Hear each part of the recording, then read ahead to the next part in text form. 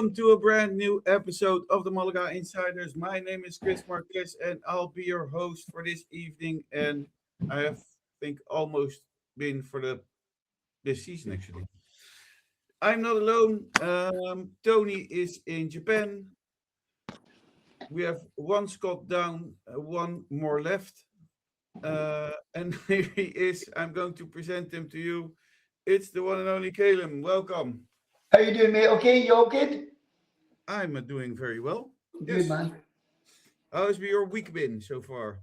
It's been quick, mate. It's Thursday already tomorrow, so it's just the weeks are flying in now. So just hoping to get some good weather here shortly.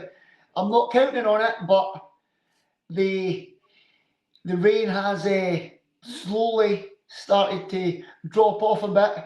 But knowing my luck, I'll wake up tomorrow and it'll be wet. So just fingers crossed. I just want some more nice weather because that's coming into spring now. So it'd be nice to start seeing some better weather.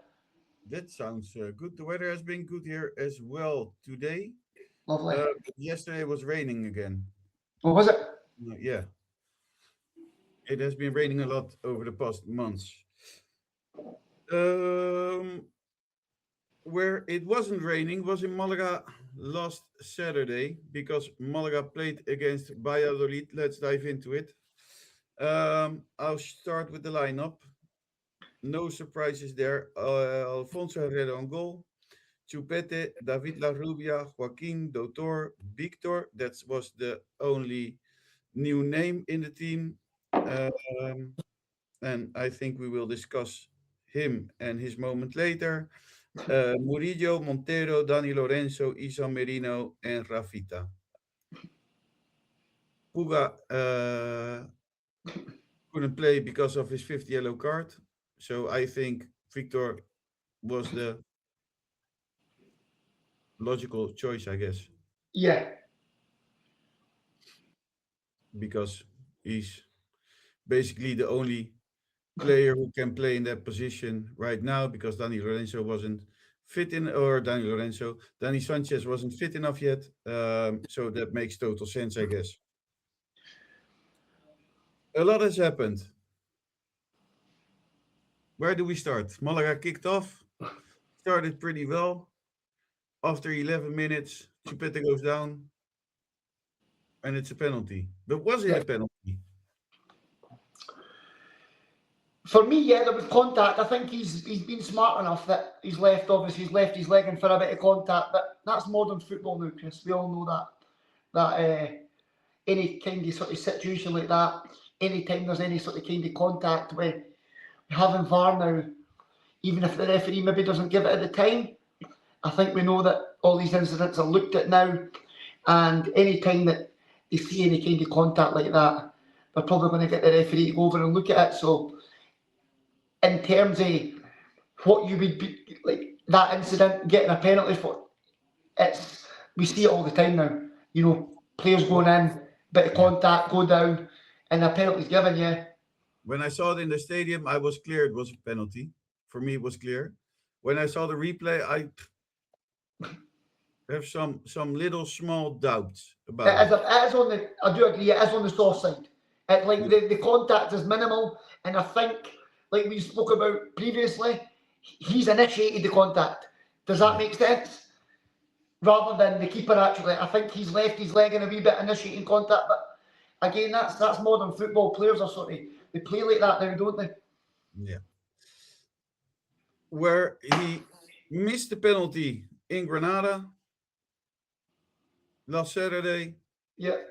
it hit the net and the good side of the net. Yes. as well. That's also important. So Malaga took the lead.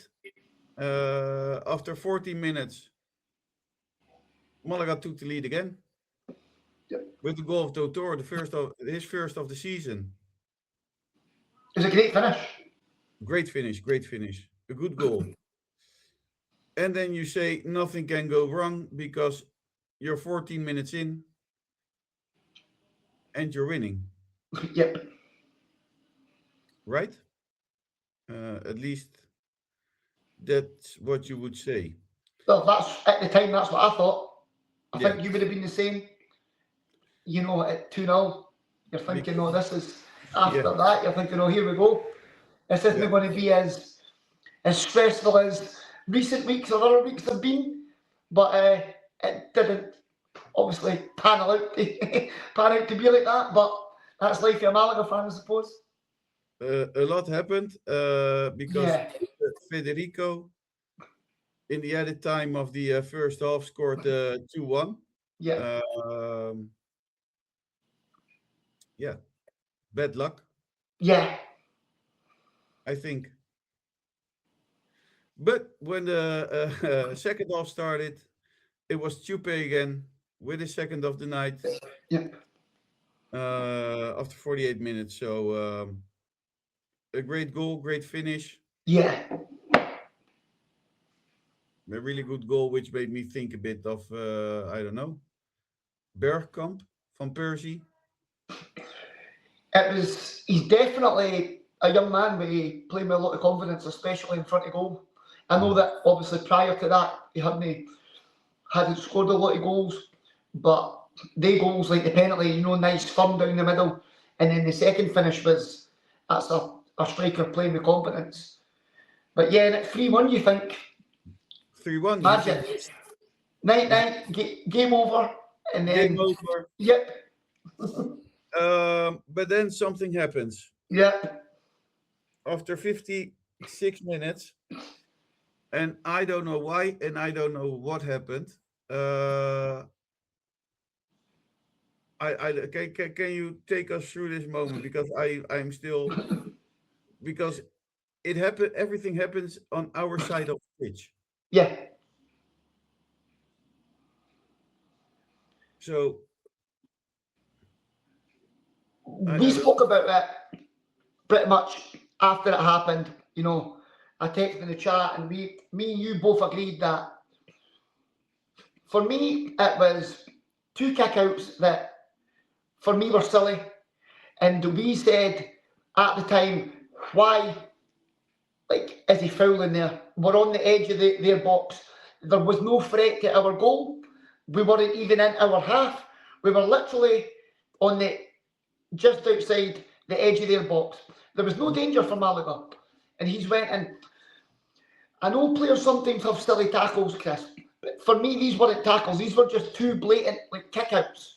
Yeah, it's not like a tackle, and that's the Yes, thing. With the first one, if it would only be the first one, it would be a yellow card. I yes, because the player's still close, but the yeah, second one, yeah. the player's gone already. What are you doing? It's stupidity. And I hate to like I didn't want to be the guy calling like players out in that. I know that he's not played a lot of football, but that's nothing to do with lackey minutes. That's No. just mentally he's gone. Yeah. And what's happened after that? He's put his team under massive pressure. They guys worked their socks off after that, but unfortunately they just weren't able to hold on.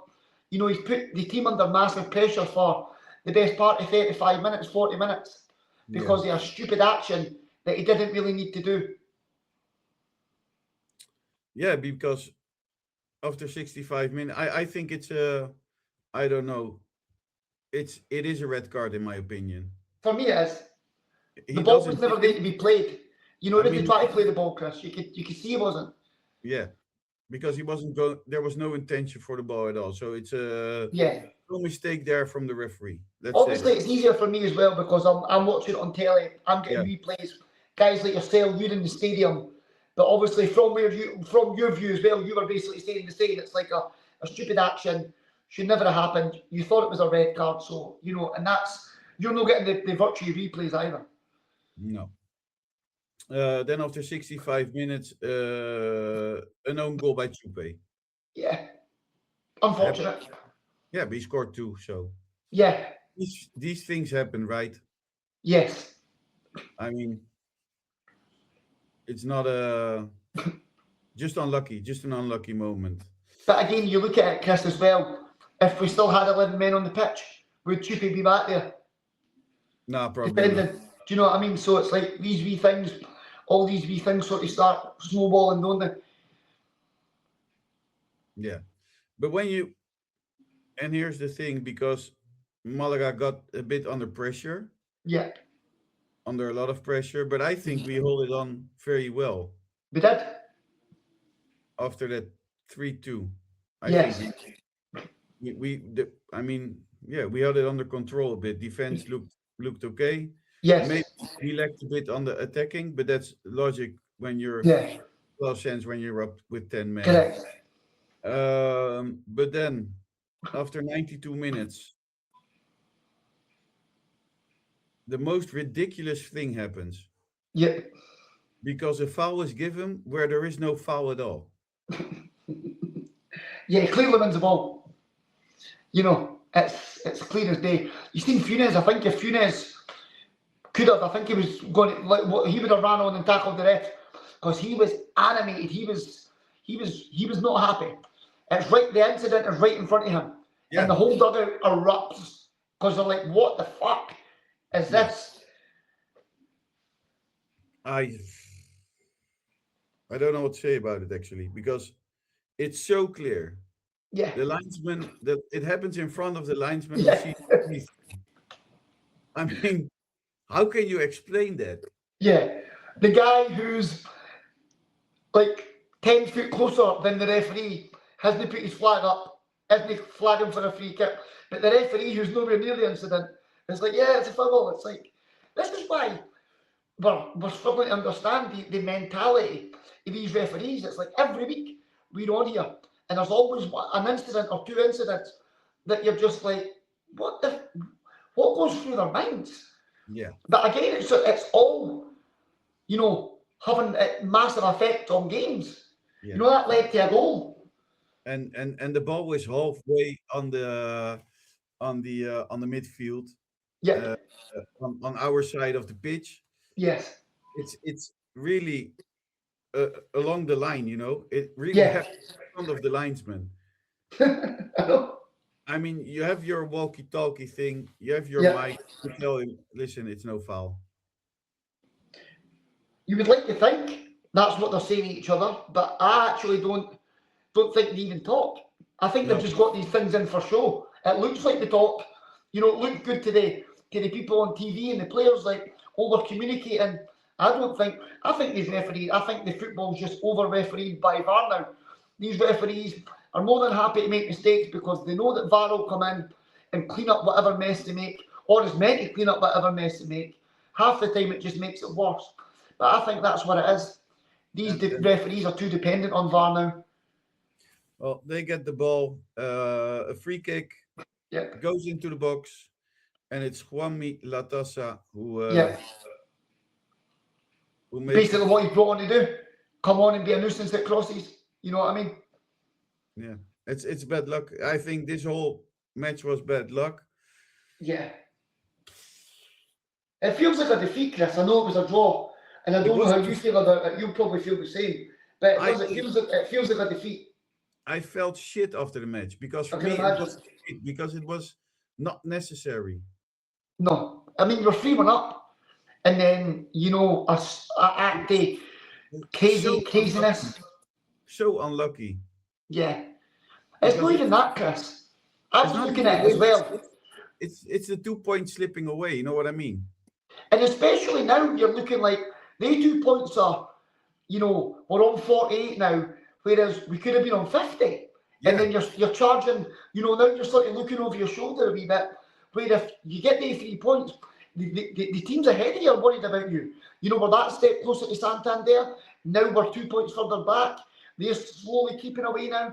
I think they're at the 56. So that's, 6 or 8 points of difference now. yeah. But then you Where, could. I mean, Castillon lost it as well. that's what I'm saying. We could have been. We could have been closer to that second Yes, position. that's what I'm I saying. mean, it's. Yeah, un- I mean, this whole match was unlucky, and it felt like a defeat. It really felt like a yeah. defeat. It was a gut punch, like it really was. I was Although, devastated after the game. I was gutted. yeah, me too. Um, well, that happened. Yeah, Then, when the match was finished, a fan near a Malarista near the tunnel. It was happened near the tunnel.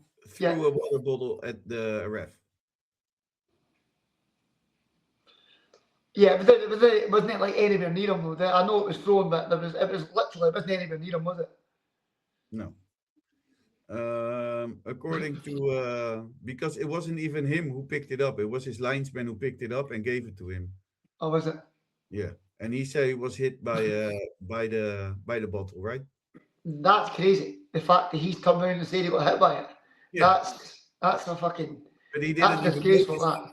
He didn't even notice it until the bottle was Yeah. given to him by the linesman. And But then he okay, puts in his report that I got hit with a bottle. let's be honest. Throwing bottles doesn't belong in football. It's not No. good. It happens. Fans are angry. It shouldn't happen, but it does. But But let's I can also understand that when you pay 250 euros, or I don't know how much money they pay in that area of the stadium yeah. for a season ticket, and you Yeah. have to put up with bad refereeing throughout the whole season, Yeah. and you're a Malaga fan, and you already lost Yeah. I don't know how many points during the season because of that refereeing, Yeah. I can understand the anger.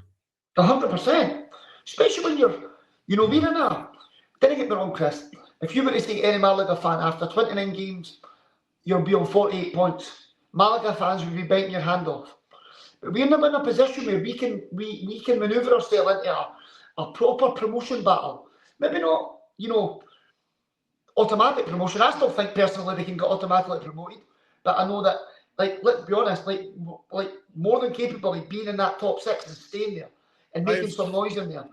But as long as we're going to get these shitty calls against us, you could quite easily drop back out that.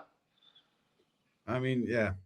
And although maybe this ref had some moments which didn't make sense at all because it wasn't like bad mistakes, right? Like really huge mistakes. Yeah, But it's that free kick that I mean people are done. So I can understand the anger.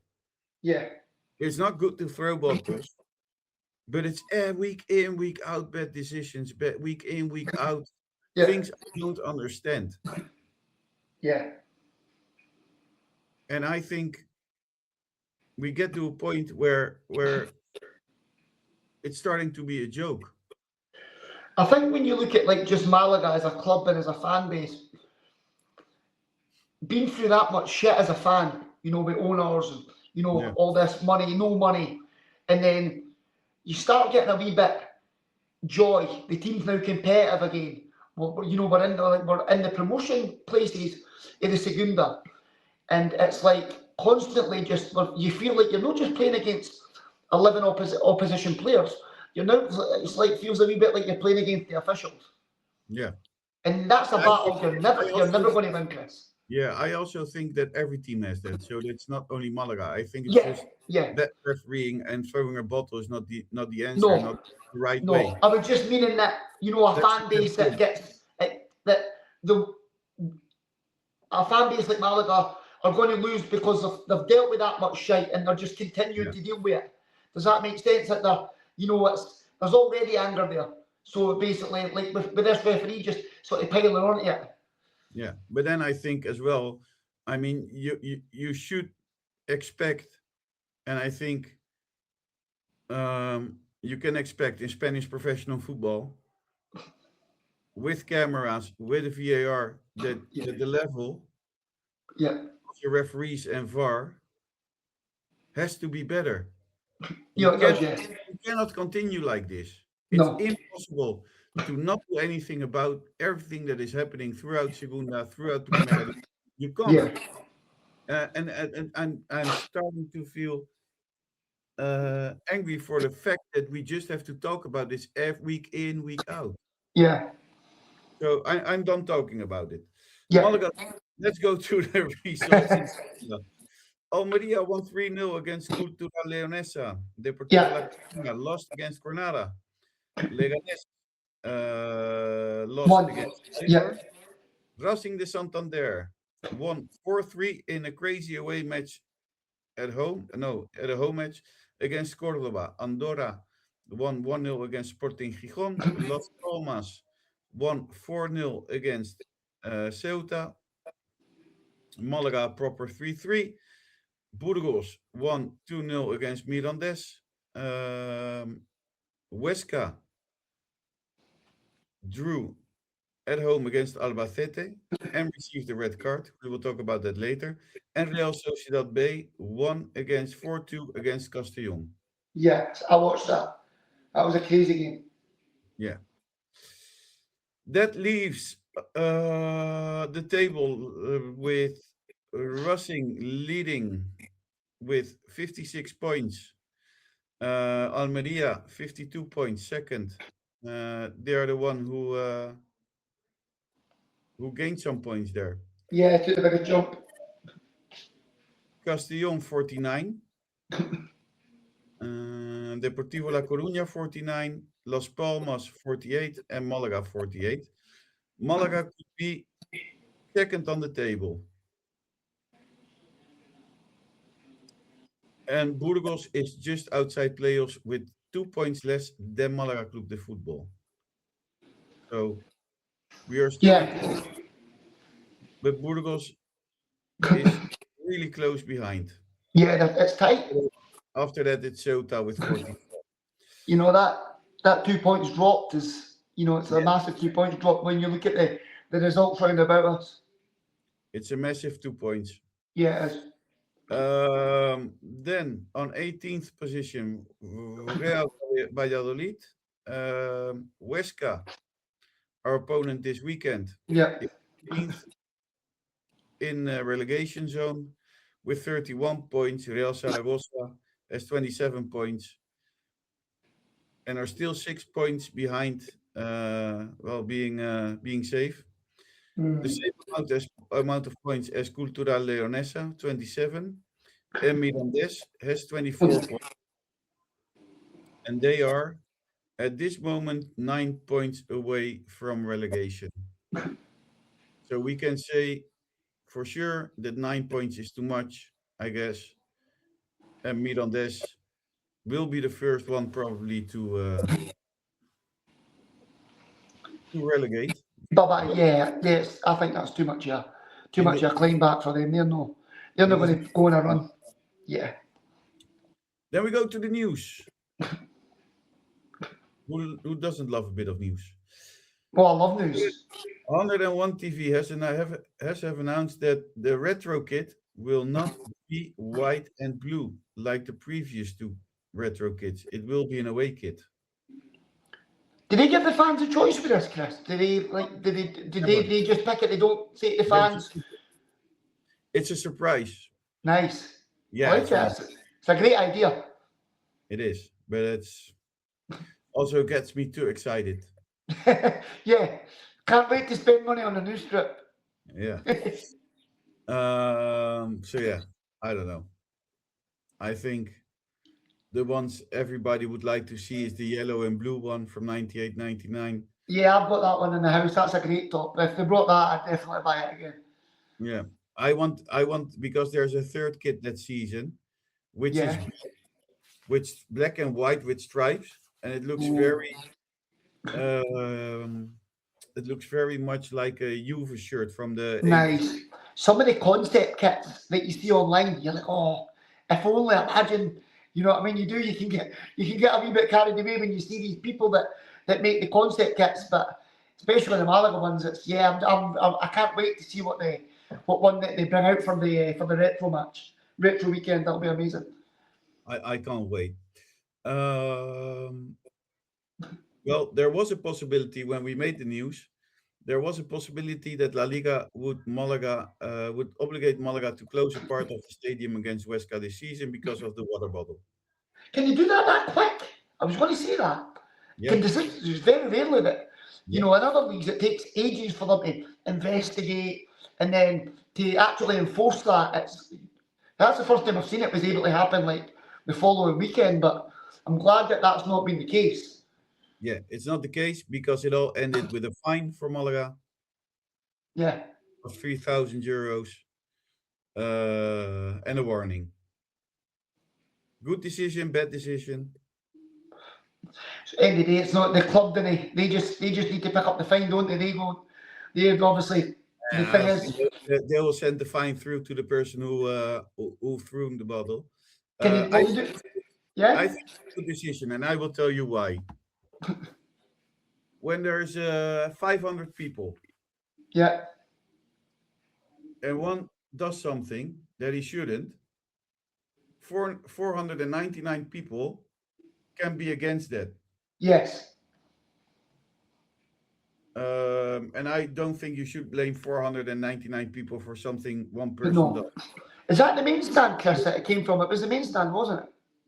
Yeah, I mean that's ridiculous. That's nonsense. So good decision. Finally, It on could it could have been anybody. It could have been Lauren Warros. It could have been one of the players' wives. It could have been one of the players' parents. It's like, it could have been anybody. yeah. I also think that 3,000 euro is not that much money. It's actually not. I was quite surprised it was so small. Yeah. Maybe it had no water in it. But that's a good thing because we didn't have a lot of money to be spending on things like that anyway. That's true. But let the 3,000 not be an invitation to throw more bottles. Possibly they'll say, well, it wasn't that, Not the didn't three, cost us that much, not, so let's just keep it. not that 100 people think now, oh, it's only 3,000 euros. Let me throw one. Yeah, And I have that's to it. tell you, football stadium have these crazy cameras where you don't get away with it. 100, that's what I was thinking as well. There's going to be cameras getting picked up. There's no way you're going to get away with that. If cameras wouldn't pick it up, I mean it's ridiculous to throw They'll one. make it back on the sales for the retro jersey anyway. Let's be honest with that. Yeah. So that's good news. The Yeah, city of Malaga has brought the possible locations for the new stadiums back to three. The only locations still under consideration are the current La Rosaleda, the university expansion area, and San Cayetano. The first two are the main favorites for the construction of the new Blanquiazul Stadium. Why? Because Malaga doesn't have to move out of their stadium. yeah. They can build a new stadium, and Malaga, in the meantime, could play with all the fans in La Rosaleda. That would be good. Getting the La Rosaleda just renovated. That would be ideal. Yes and no, because then Malaga couldn't play in the stadium, Oh, so they still need to move. and that's the reason why we got out of the World Cup. Right. So what was the timeline for this? Like expected to when are they expected to make the decision on where it is, and when are they looking to start the actual the building? Is it within I the no next few idea. years? When, I sorry? have no idea. I'll No look it up. dates. The first two are also the favorites because they have a lot of space, Yeah. which will also get a lot of parking places. And here comes a bit my thing. Um, because where the football stadium is now, there used to be a big empty spot where the market used to be on Yeah. Friday. But the city has sold that to build this huge tower. If you went to Malaga in the last few seasons, you have seen that tower. Um, some might like it, some don't like it. Yeah. That's taste. Everybody has different taste. But why, when you already have no room, not enough parking places, why have a tower built there? Because that was ground of the town hall. Why sell it? You have a stadium next to it. What did you expect? Some people just can't refuse money, Chris. That's the problem. I don't understand that. And now, because I wouldn't like, because if you ask me, Malaga should be on the place where it is now. Yeah. And if you look at the restaurants around it, they all get an extra bit of money. Revenue. Yeah. Yeah. and whatever you build onto the new stadium, because you know they're for a fact they'll be looking to put hospitality and probably different things as part of the stadium. But like you say, that outside area of the stadium will be thriving just off of people for the match day. So Yeah, and yeah, and that's also a thing because now the stadium is, um, let's say, 15 minutes walk from in the city center, just outside the city center. 15 yeah. minutes. The other two aren't even near the city center. No, they're outside. Very much outside. Yeah, I think a club with so much potential, so much tourism, having it yeah. outside the city center is throwing overboard a lot of money. It's not that, Chris. There's not a lot of stadiums that are actually in the city centres nowadays. So having that as your landmark, to the city, you're having your actual stadium in the city centre. That's massive. I understand. I can see why they want to obviously update the stadium, make it bigger because they've got a waiting list. The more seats they can put in, the more money they can make. I get that, but they've got to try and keep it where it is, just for the whole infrastructure round about it. It makes too much sense. When I was in Manchester 2 or 3 years ago, Yeah, I was there for 4 days. Well, very nice city, but I yeah, also wanted to visit the stadium. I didn't mind yeah, Trafford or the Etihad. I yeah, didn't care at all because I don't support Manchester United and I don't yeah, support Manchester yeah, City. Um, if I had to choose, I would probably be in Old Trafford because it's a more old stadium and I'm yeah, more into older stadiums. yeah. Um, but when I saw that it was both were pretty far outside the city, I just couldn't be arsed to go there. A lot of stadiums are like that. Like the best one that you would probably appreciate would be if you went to Newcastle. Yeah, Newcastle Stadium, and I mean, Chris, is like bang in the city centre. There's no probably in the UK. There's probably no another stadium that's so central to the city than Newcastle. That is right in the city centre. Not outside. Bang in the middle of the city centre. yeah. Because when I was in London, for example, and I can't even remember which. Probably every listener of us will understand now from on which airport we landed. We passed we passed Tottenham, Yeah, um, and you see the stadium far from the when you're passing with the train. You see it miles away. Yeah, away, but it's nowhere no, near the city center. no, and that's what I mean. You think, oh, it's London, but then But London's that big. how many clubs are there in London? I mean, and there's Yeah, no stadium in the city center. no, there's none. No, no. I mean, you can barely take a cab into the centre of London. Never mind, it's crazy. All these clubs and none of them are actually in the, you know, even like the Emirates. It's miles outside But the Emirates Stadium, Arsenal Stadium. yeah, I went to a stadium because I thought if I'm in London, I have to go to a stadium.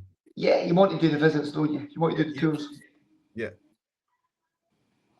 I'll let you guess now which stadium I went. in London or in London. In London.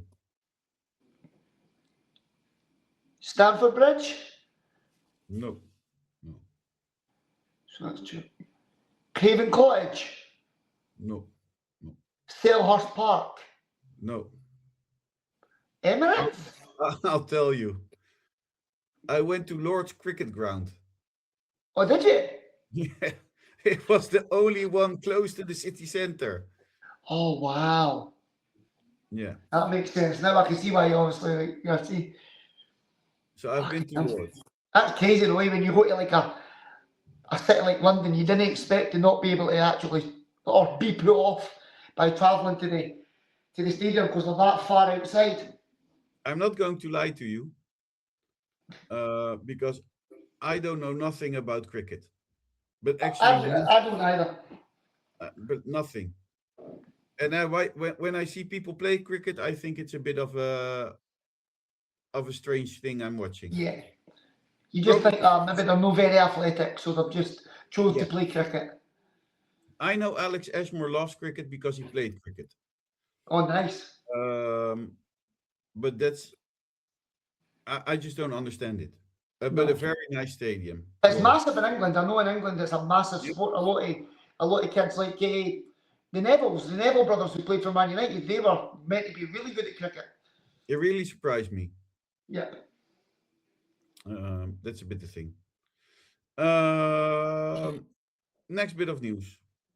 Die Blanquiazules, the white and blues, for the people who don't speak Spanish, will stay in a special training camp in Barcelona. The club from the Costa del Sol is organizing the trip to Andorra and the subsequent stay in Barcelona to prepare for the decisive match against Deportivo La Coruña.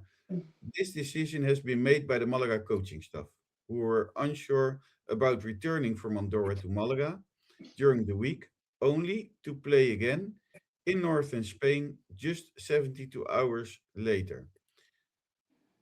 It's not the first time that Malaga has planned consecutive away matches in this way. Is Yeah. that a good Makes thing, Ben? sense. Makes sense. Yeah, And it's 100%. and maybe it helps us win against Depor. Well, that's the plan, Chris. That would That, be that would hopefully be the plan. I mean, you know how many matches you can watch, how many movies you can watch in 72 hours together. That's Probably full a of. few anyway. Um, And Funes loves a movie, so there's guaranteed Loves there will be food. movies on show. Yeah. Let's hope he brings a lot then, because that's a lot of movies. Atlético Malagueño lost away against Atlético Mineiro. 3-2. Yeah, what's left to say? Not same every week. You know what I mean? Yeah. Malaga Femenino have drawn 0-0 in the match against Olimpia Las Rosas. Yeah, that's a bit more of a shock because they usually win, so I'm quite surprised. But on But at the least other they hand, didn't get beat. it's no defeat. Exactly, at least they didn't get beat. That's the main thing, yeah. And for them, is that a very good thing? That is all I have on this, on the news section. That's good though. No bad news at all, apart from the €3,000 fine, which we're Yeah. okay with that. We're okay with that, aren't we? Yeah, because I think they will pass the fine through to the person who threw the bottle. Yeah, straight onto the cameras. Who was this? How can we get who are we getting our money back from? Let me throw a bottle of water and not hit the person and still have to pay the fine. I know. I bet they were absolutely fizzing when they heard the referee says the bottle hit me. I bet they were like, "You lying?" Yeah, but it makes total sense that they give him a Yeah. fine. Okay, we go to our preview. We are playing at home again for the second week in a row, Nice. I like and we're that. playing against Huesca. And it's not going very well with Huesca because they are in relegation spots. After 29 matches in the 25-26 Segunda División season, Huesca remain involved in a tight battle in the lower half of the table. The Aragonese side have struggled to find consistency and are currently positioned in the relegation zone. Let me give you some facts. After 29 rounds, Huesca's record stands at they played 29 matches. They won 8, they drew 8, 13 losses, 26 goals scored, and 37 goals conceded. And they have 32 points. They have 31 points, I'm sorry. Yeah, so they're not doing too good early. That's really bad stats, isn't it? Yeah. But again, I've been guilty he'd been massively overconfident against these teams.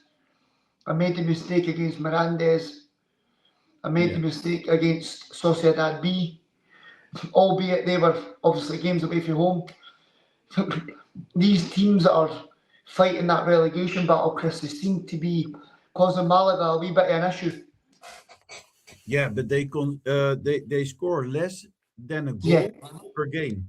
Yeah, and it's at home, so I can probably be a lot more confident knowing that we're at the Mecca. You know what I mean? But if it was away from home, I would probably be a lot more worried. No worried. I just, these teams that I think what I've been guilty of is looking at their position and then looking at Malaga's form and then thinking there's no way these teams can beat Malaga. But it's football. But I just think at home you've got to be beating Huesca, mate. You have to. Only Zaragoza scored less than Huesca because Zaragoza scored 2 goals. That's crazy.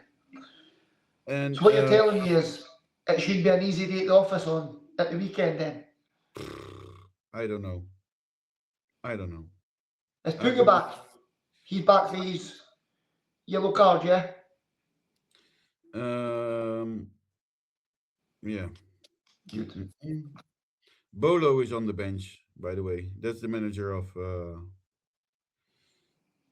Huesca. They've He has got been a on the bench for couple of good players. Yeah, there's some good players. Yeah. He has been on the bench for 18 matches, 5 wins, 4 draws, and 9 losses. Well, as I've said, they have won. They received a red card in the last match, and that last red card was for Daniel Luna. To be honest with you, Chris, it's no hard to get red cards in the Segunda, is it? With the state of the referees. Their top scorer is Enel. Yeah, he's a decent player. I said Enel. Enel Rodriguez, is that what you call him? Did you call him Or is it Enel? Is it Enel or Enel? It's Enel. I'm going with Enel 100%. I don't know. God. It's Enol. The top goal scorer, the main man, is Enel Rodriguez. It's Enel, right? It's Enel then. I'm going with Enel, yeah, 100%. That's how I would pronounce it, Enel. But how I'm Scottish, so I got away with it. With an E. Enol. Enel. Isn't it Enel then? But I think if it's with an E and I would the way I would pronounce it would be Enel Rodriguez. I wouldn't say Enel. I would say Enel. I think Enel sounds very strange on this podcast. It does, but it's funny. You have to do a plus 18. I'll make sure I don't press the Made for Kids button. Yeah. Cover the kids' ears. Okay. Now I totally lost it. Well, he's their top scorer. Yeah. What do you know about Huesca? I know that they've got Sergei Enrique, who I know he's a bit older now, but I know that he was a very good striker in La Liga for Eibar for many a year. So the fact that I know that he maybe doesn't play every week, but he's definitely a danger man. They've got a couple of good players. They have got a couple of good players. Eno being one of them. Sergei Enrique being another one. I think he's a danger. As I say, I know he's older, but he's a dangerous striker. Definitely a dangerous striker. Yeah. Oscar Silva, the midfielder, he's another good player. But like you say, it's with these games, Chris, you need to sort of I know we preview the opposition, but Malaga should be looking to just turn up, play their style, and take care of them, man. Send them back to Huesca with 0 points and a good thumping, 3-4 goals. Another player they have on their team is Javi Mir. Javi Mir. Yeah, he only played 2 matches for them. I'm looking because I saw another name which interested me. There's a defender that's really good. He's quite good. Is it Pulido? Jorge Pulido, I think his name is. Could be, yes. Where's the name I saw? He's got a good bit of experience and stuff like that as well. So let's be honest, like most teams do have 2 or 3 good players. It's that the quality in the league is quite good. Even though the teams who maybe are further down, they still have 2 or 3 players in real good quality. So in any given match, teams can give you problems. Yeah. I'm What should Malaga no. What's that? What should Malaga change for this match? Well, the good thing is obviously with Puga being back, because what annoyed me as well is they pushed Rafita over to the right back to accommodate Victor going in at left back. So Victor's came in, he's not even came in out of position. They've moved Rafita to right back to accommodate him. But for me, I wouldn't be changing it. I'd be going with Puga at right back, I'd be going with Rafita at left back. Einar, is he back available? Is he still out? Einar's still out. Right, so it would be Murillo and Montero would be my centre backs. The midfield, I'm keeping the same midfield. I think that's the strongest we've got. So it would be Dani Lorenzo, Dottor, and Izan Moreno. And then I'm going with Larubia on the right, Chupi through the middle, and Joaquin Munoz on the left. That would be my starting 11. I know If they're available. Victor isn't allowed to play because he received the red card, and Juanpe can't play because he received his 5th yellow card. Those are the ones out, and the other one are still the same ones. So right. Something Malaga should change. As I say, Chris, up until that red card, we were fine. You're winning 3-1. I don't want to just. I mean, it's also we draw against Valladolid. I mean, yes, it was unlucky we didn't lose. I don't think it's changing anyone, isn't it? Because winning. I think with the way we're talking, like people would be thinking if they didn't know the result, that like, oh God, these guys' team must have got beat. But it just you feel that low when you're winning 3-1, and then it's not even like the team was playing better and they came back. It was just purely down to being a man down. I think I said it last week as well. The thing that worries me with Malaga is the first 11 are the first 11. We have no players in there where we think let's change him maybe for him. Yeah. No, you're right. 11 good players. Maybe you could say Nino or but we don't have a lot of positions where we have good alternatives. No, you're right. We didn't have like guys on the outskirts, like kicking the door down. Like I'm not being funny, but he should maybe be playing. Maybe Aaron Ochoa was like that at a point, but like he's not better than right now. He's not a better option than Dani Lorenzo. He's not a better option than Dottor. And obviously, Izan Moreno plays in the number. That's Aaron Ochoa. That's not his position, the number 6. So you're 100% right. The 11's the 11 right now. When we said this a couple of weeks ago, that is our strongest 11 right now available. And anybody else is just coming in to give a hand off the bench. They're not coming in and making it like I should be a starter. No. I think the difference between I think we have 11 good players or 12, 13 maybe, but the rest the difference is just too big. Then Paul made a good point as well as you've got guys like Larubia getting kicked up and down most matches. Yeah. But they're like mercenaries. And these referees, he's getting no protection for the referees, no protection whatsoever. And then there was a couple of incidences at the weekend where, they're putting crosses. How many times did Herrero get, strikers coming in late, the head knock? It's like these things are all just, that one of them could have been really bad. Yeah. And it's like there's no protection for these players. And if something bad is to happen, we could be without Larubia for the rest of the season. Yeah.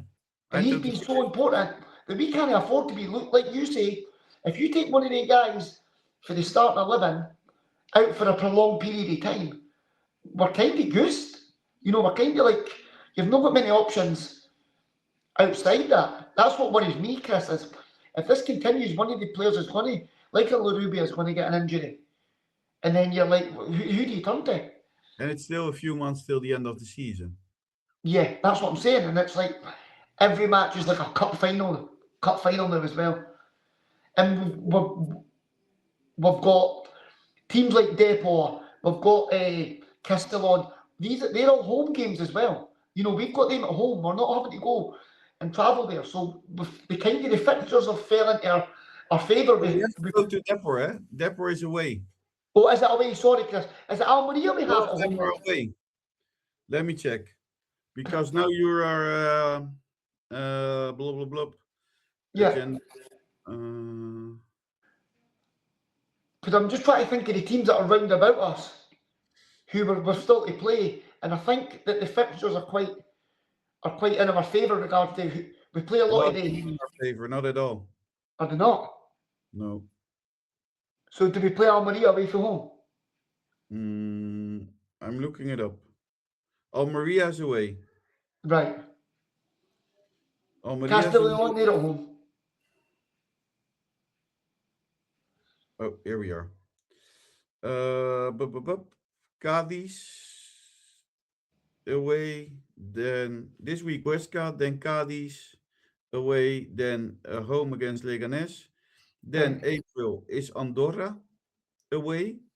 Yeah. Depor away. Las Palmas at home. Almeria away. And Castellón at home. Yeah, so. And Andorra's not an easy place to go either.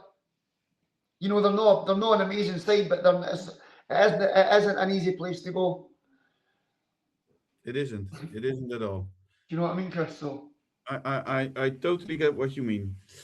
Well, we always discuss. Well, let's start with a result. Yep. What result are you a prediction? I'm going to go 2-0 Malaga. I'm going to say 3-0 Malaga. Nice. Then we go to the kids.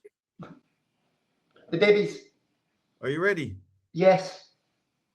The home kid. What do we think? I don't like it, mate. I think it's strange. Yeah. It's like got lines and then it's got two sort of like check squares there. If maybe they kept the lines right through it. But yeah, just it's a bit of strange design, isn't it? It would have made sense when they would have finished it. I mean, it's Yeah. not finished. It's missing. It's missing a bit of red on top. Yeah, definitely. A couple of lines have been missed out. Yeah, because I mean, on the part till the breast part. Yeah.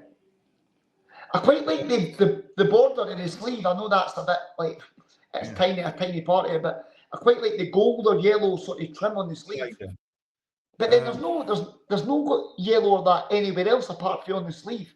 But from the chest downwards, yeah, horrible. It's no from the chest downwards. It's just a striped shirt. Yeah, it's from the chest upwards. It's Where you yeah. It's strange because yeah. It's like the people making it like forgot like am I doing stripes or am I doing just like half and half? And then they just thought, oh, I'm just going to do both. Or is it half and half? Oh yeah, it's half and half because half is red. Yep. And the other half is blue, but it looks unfinished.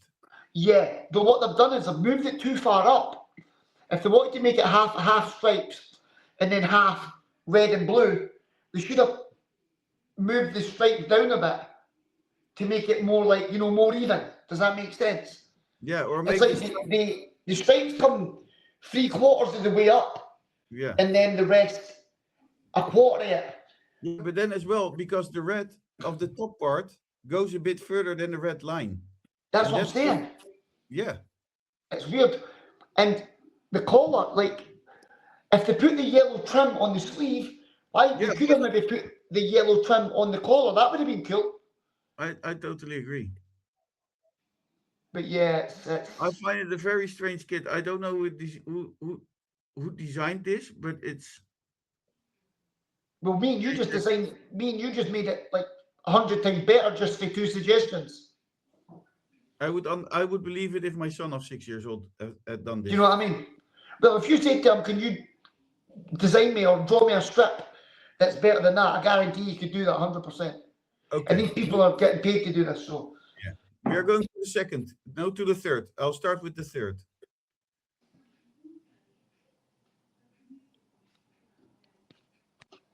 It's dark green. yeah, I was just going. I don't mind that. Like, I It don't has a mind bit. that. It it's dark green. Do you like that? Do you like the floral design in the background? It reminds me of the Malaga kit of last season. Yeah, I The don't home. mind that. I don't mind that one, Chris. No, I don't mind it either. And it's got a It collar. also reminds me a bit of the Celtic kit of 3 years ago. Yeah, the Home dark. kit. Yeah, that. Yeah, The pattern a bit. yeah, Although this pattern is one color and it's not so obvious at the. It's very light pattern. It's a very light yeah, pattern. yeah. You need to be right up on it to actually notice it. Yeah, I like it. I don't mind that one, Chris. To be fair, and I quite like the collar. Everything you sort of It get a has a collar good on the color. strip. It's quite nice. The color is good. Yeah. I totally agree. But now we go to the second one. This is the second kit. And this one, No, that's nice. that's a very nice kit. Yeah. If I if I was the FA, I would have had this as a kit for England. Yeah, it's nice, like the St George's Cross, you know what about in the middle. It's a cross Yeah, and it was red and blue. yeah. There's an Italian team, I think Genoa or something. They've got or Parma, Yeah, different colour, but Parma's similar to that. I do like that design with the sort of and you know what else is nice about it, Chris? It's the two tone on the cross. It goes blue, then it goes into red, yeah. and then back into blue, which is quite It's nice. it's a white kit with the home colors on it. Yeah, But it's a white kit and the home colors come. I really like this one. they might wear that against us. It's a very good looking kit. Yeah, it's nice. Don't get I me hope wrong, the first one was terrible, but the last two here have been yeah, very good. isn't it? Yeah, really nice. Yeah. So overall, Two over, like two kits out of three for me. That's good going. but I also have seen worse. 100%. Yeah, we've seen better, but we've also seen a lot worse. So Yeah. So yeah, yeah. Then we go to the last part of this beautiful podcast. Are you ready? You might be ready. Am I ready? Because we always do a cultural thing, and today is a very special one. A very special one, I can say. On the 8th of September 1928, a new chapter began in the city of Malaga. A group of entrepreneurs led by Luis Franquelo Carrasco opened a brewery with a simple idea. Malaga deserved a beer of its own because the brewery opened on the feast day of the Virgen de la Victoria, the patron saint of the city. They named the new beer Cerveza Victoria after the same patron saint. To ensure the beer was made with the highest quality, they brought in a German brewmaster, Heinrich Dietz. He introduced traditional German lager brewing techniques, blending them with the relaxed lifestyle of the southern Spain.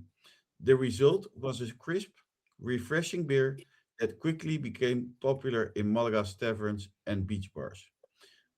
Proudly advertised with the slogan Malaga, Malagueña y Exquisita. The brewery grew quickly, producing thousands of liters a day and employing dozens of workers. But like much of Spain, it faced hard times during the Spanish Civil War. The factory suffered damage and production stopped for a period. After the war, however, Victoria returned and once again became a symbol of Malaga's local culture.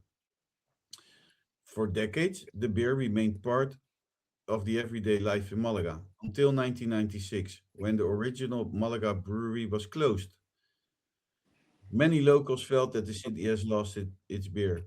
The brand survived after being acquired by the Spanish brewing company DAM in 2001. And finally, in 2017, a new Victoria brewery opened in Malaga, bringing production back to its birthplace. The man on the logo, one of the most recognizable symbols of Victoria, is the cheerful man raising a beer on the label. Locals often calling El Alemán de Victoria. This character was inspired by the brewery's first German brewmaster, Heinrich Dietz, and represented the mix of German brewing tradition and Malaga culture. For many people in Malaga, Victoria isn't just a drink, it's part of the city's identity, much like the beaches and the port. The phrase Malagueña exquisita has been used for decades and is still one of the most recognizable beer slogans in the whole of Spain. When the new brewery opened in Malaga in 2017, many locals celebrated it as the return of their historic beer after more than 20 years. Today, nearly a century later, after it was first brewed, a cold Victoria is still a small taste of Malaga's history in a glass.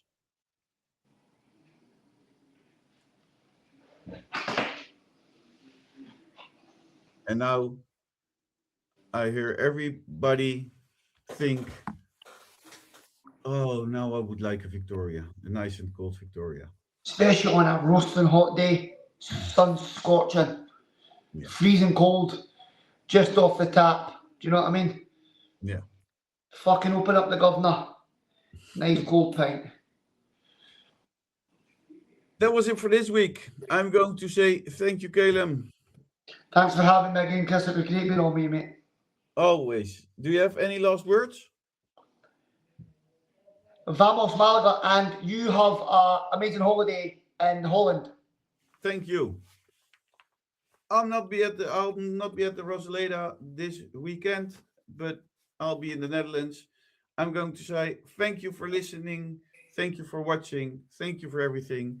My name is Chris Marquez. This was the Malaga Insiders for this week, and a big fat Vamos Malaga.